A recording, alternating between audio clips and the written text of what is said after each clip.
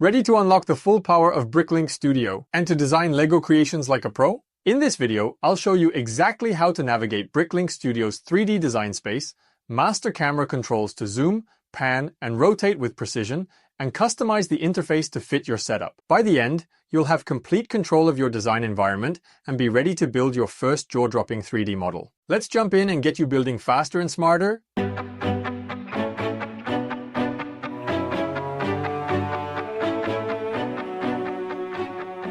Welcome to the second lesson in the BRICKSBIZ training program. Now that you've installed the Studio application, let's look at its interface. It is essential that you're gradually finding your bearings in the Studio interface, as this software will become your main companion on your BRICKSBIZ journey. In this video, you will learn how to master Studio's 3D design interface and how to control the camera and zoom within it. You will also become familiar with the main concepts of Studio and learn how to configure the interface according to your preferences and your technical configuration. So, let's get started and get this lesson underway. Before diving into the software's interface, you need to understand that there are two main design phases with Studio. The first phase consists of creating a 3D model that represents your creation in Lego. The second phase consists of creating the building instructions based on the 3D model you created during the first phase. Finalized building instructions are therefore created in two stages. You create a 3D model representing your Lego creation in Studio Build interface. This is the default interface when you open the software. By the end of this week's training, you will have mastered all the functions of this interface. So let's go back to where we left off in the previous video. You're now in the Studio interface and you've just created a new project. Let's take a moment to look at the main features available in the software interface. First of all, in the Studio application, you can easily switch to the instruction interface, which corresponds to the second phase I've just mentioned. Click on the button in the menu bar. You will notice that the Studio interface changes. This second interface is called Instruction, and we'll be coming back to it in some of the next lessons of the course. You can easily return to the Build interface by clicking on the Exit button, so you can easily switch between the two interfaces, Build and Instructions. Try it out on your own Studio installation. Click on the Instruction button in the toolbar. See how the Studio interface changes. Now click on the Exit button in the top left-hand corner of the Studio interface to return to the Build interface. Let's now take a closer look at the content of the Build interface. As you can see, the interface is split into several areas. Let's start with the menu bar at the top of the screen. This area offers options for managing Studio files, adjusting settings, defining preferences, and accessing help resources. We'll be coming back to each of these options as part of some future lessons from the BRICKSBIZ training program. Just below the menu bar, you'll find a toolbar. This is one of the most important areas of Studio. It gives you access to the most frequently used tools in the software. Using the options in this area, you can, for instance, select the Lego bricks in your 3D model, rotate or move your bricks, manage the interconnections between the parts of your model, or use tools to help you with your design. From this toolbar, you can also switch to the Instruction interface, as we saw earlier in this video. Now it's time to talk about the main area of the Build interface, the 3D modeling area. This area takes up most of the screen space by default and will be your playground for creating incredible 3D models from your Lego creations. In this video and the next, you'll learn how to work with this area and how to build your first 3D models. On the left of the modeling area, you will find the building palette. This palette contains all the Lego parts available for your 3D model. As we'll see later in this training course, you can use several palettes and switch from one to another as you design. The principle is that you can grab a Lego part from the building palette and drag it into the 3D modeling area. You can try it out now. Select a random Lego part from the area on the left. To pick a Lego part, left-click with your mouse on one of the parts in the building palette. Then move your mouse cursor to the central part of the screen in the 3D modeling area. You will see that the part you have selected will follow your cursor. Finally, click your left mouse button again in the modeling area and your part will be added to the 3D model.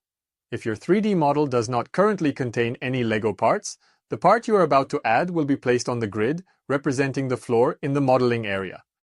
Congratulations! You've just added your first Lego part to your virtual model. If you're using Studio for the first time, you'll probably see a second Lego part of the same type as the one you've just added, kind of glued to your cursor.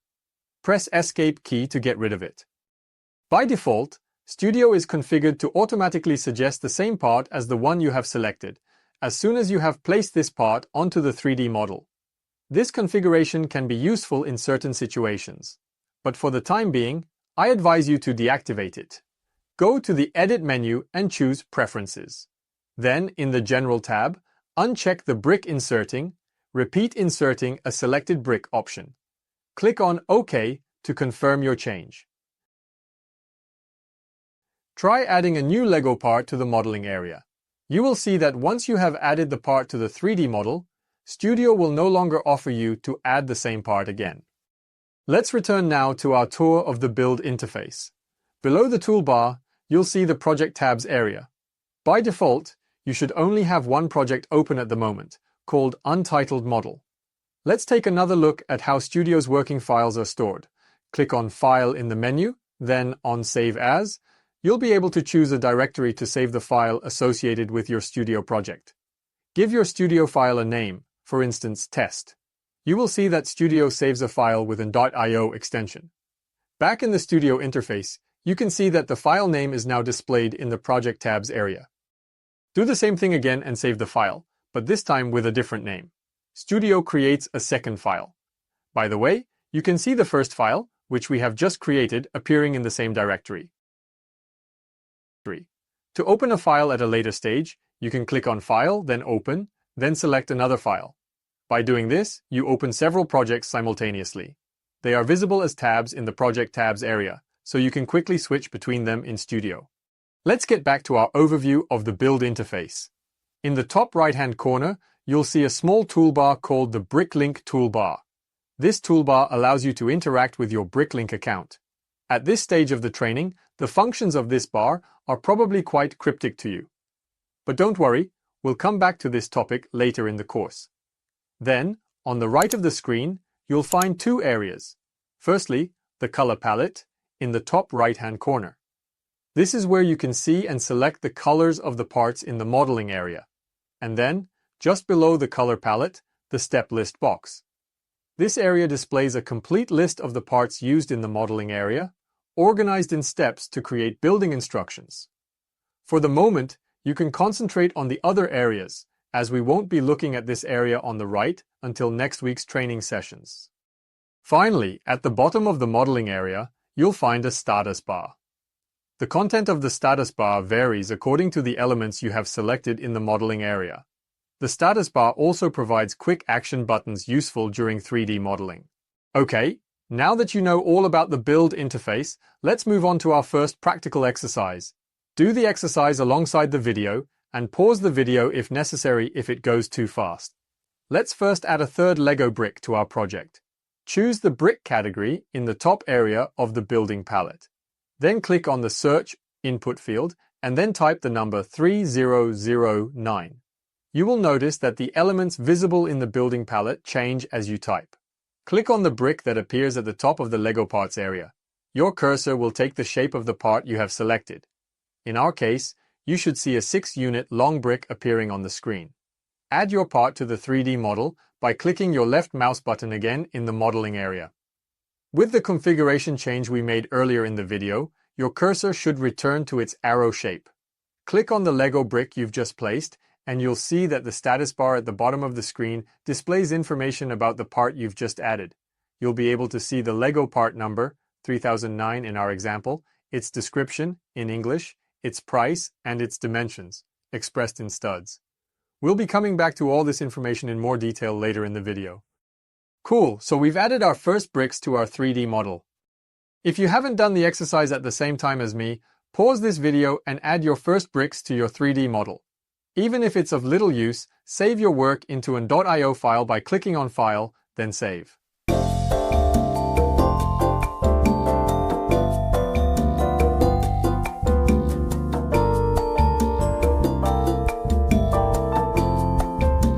Now is a good time to talk about the camera and zooms.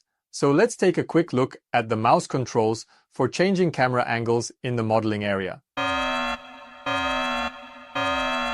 I'm doing just a quick break in the video to let you know that if you're enjoying this free training, you're going to absolutely love the full BRICKSBIZ training course. BRICKSBIZ full training course, this is more than 25 hours of online content, an exclusive membership to a private Discord community full of business experts, a lifetime access to monthly live sessions, and tons of templates, bonuses, marketing strategies, and automation scripts to turn your passion for Lego bricks into a profitable business. It's completely risk-free to try.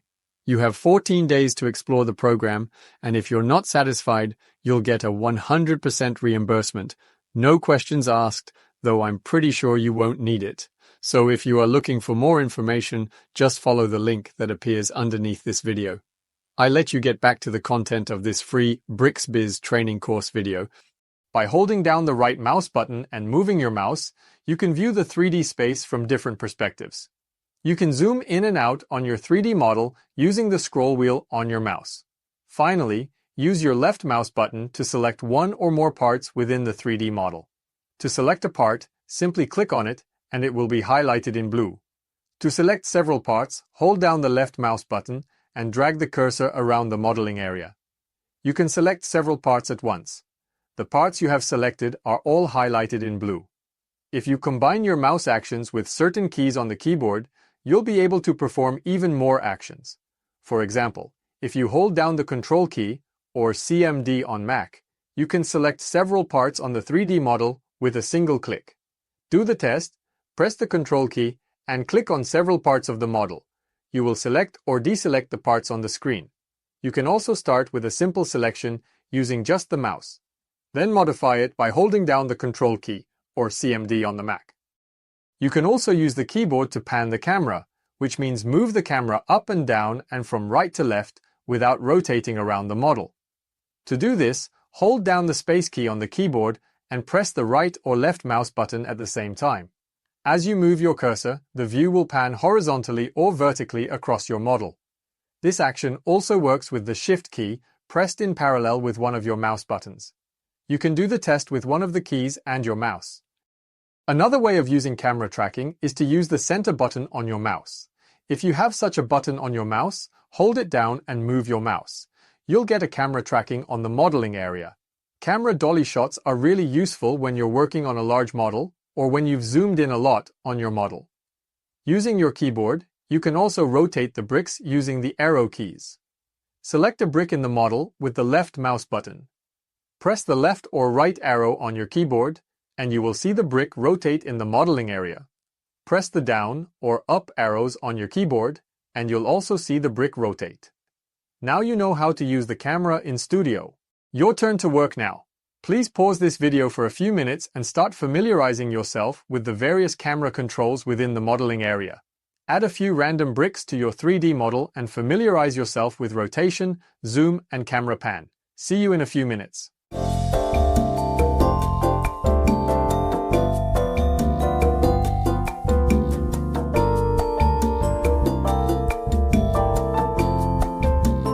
Before concluding this video, let's talk about the general appearance of the build interface. Although you can use Studio on a laptop screen, using it on a large monitor can greatly enhance your 3D design experience, especially when working with large Lego models. Personally, I work at my desk with a 27-inch widescreen monitor, which means I can reduce my use of the camera's dolly and zoom controls. But, depending on the size of your own monitor, it may be useful to reorganize the areas displayed on the screen in the build interface.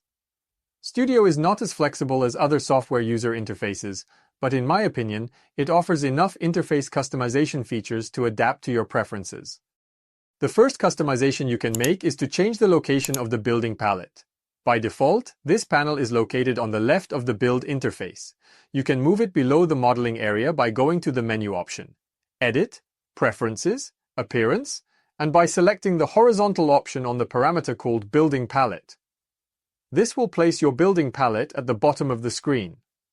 This can be handy if you're working on Lego models that are taller than they are wider or on some square monitors. Personally, I prefer to have the building palette on the left and therefore keep the default option. But at least you know that such a configuration is possible. Whether the building palette is positioned below or to the left of the building area, You can adjust its size by grabbing the edge of the area and dragging. In this case, the size of the zone will remain the same by default when you reopen Studio. This resizing trick also applies to other areas of the interface. Finally, another way of modifying the appearance of your interface is to use the options in the View menu. From here, you can, for instance, hide or show the various panels from the interface, extend or reduce the building palette, change the orientation of the camera in the building area, or even divide the screen into 4 separate viewing windows, which are called Viewports in Studio. This can be useful in certain situations if, for example, you need to view your 3D model from several angles, but to be transparent, I don't use these features very much and I don't think they're vital for what we want to achieve. But at least you now know that they exist, and I'll let you judge for yourself whether these features can be useful when you produce more complicated 3D models. Alright, that's it for this video. Before moving on to the next video, I'll leave you to configure the Studio build interface in the way that's most convenient for you, depending on your configuration and personal preferences. See you in the next video to place even more bricks in our 3D model. This video was taken from the BRICKSBIZ training course.